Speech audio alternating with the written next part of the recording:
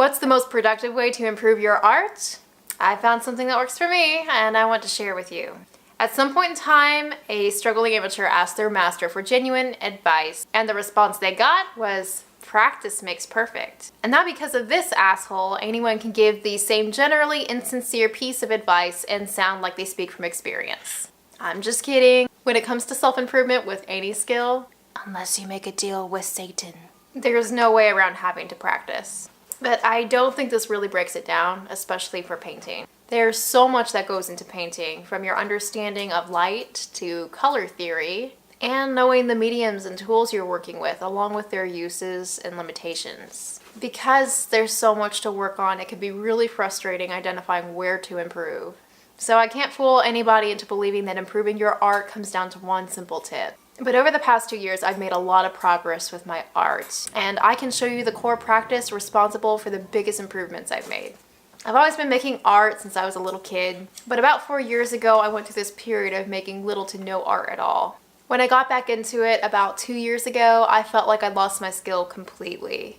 My mom always told me that art was like a muscle, and if you don't use it, you lose it.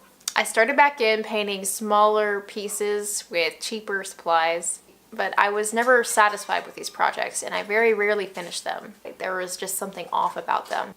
It wasn't for not trying though, and because of that, I got pretty disheartened. It's hard to acknowledge how much work you have to do to be as good as you were a few years ago. It feels like starting over. But instead of starting over, I thought I would pick up where I left off, and we're talking anywhere from 4 years ago to all the way back in middle school. These pieces are not at all my best work, but I remembered them with pride, even though retrospectively they don't hold up to my current standards. It was so easy identifying the mistakes I made as a younger artist, and now that I could fix what was broken or add what was missing, I was finding joy and pride in my work again. But when I started to run out of designs, it was back to the drawing board. This time though, I had a little bit more art muscle to work with. I didn't just sketch a painting. I painted it, finished it, and then I painted it again.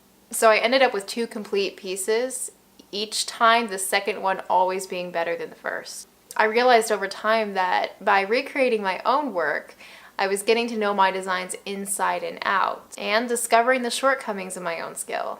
I could see how colors interacted and learn how to select them better. I learned how to mix paint properly, and I also learned what a lazy brushstroke looks like. And I would take my time developing more detail instead of rushing through it. You might be thinking, but Jeannie, you just told me in so many words that practice makes perfect.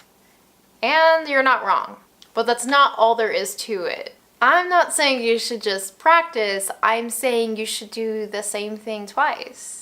Or at least more than once. It could be something you made 2 weeks ago or 3 years ago. You'd be surprised at what you do differently this time. You're challenging yourself and your own art.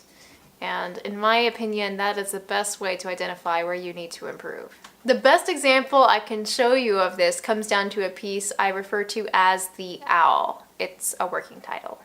He comes from humble beginnings on a piece of copier paper, drawn with oil pastels on a hot sunny day outside.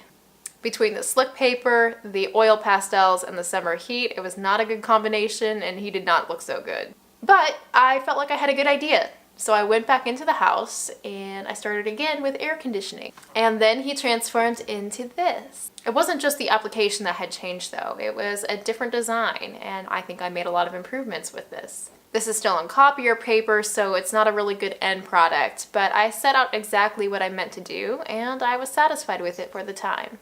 More recently, as I was getting back into art, I thought I'd give this guy another go. Using some student grade paints and some canvas board, I brought a new life to the owl while retaining most of the original design.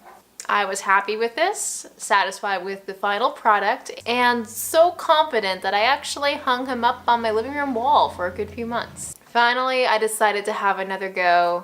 I was going to take a more realistic approach this time instead of the more cartoonish design the last one had. The biggest change I made was the background. I opted for a blue sky instead of the green that sort of washed out his belly.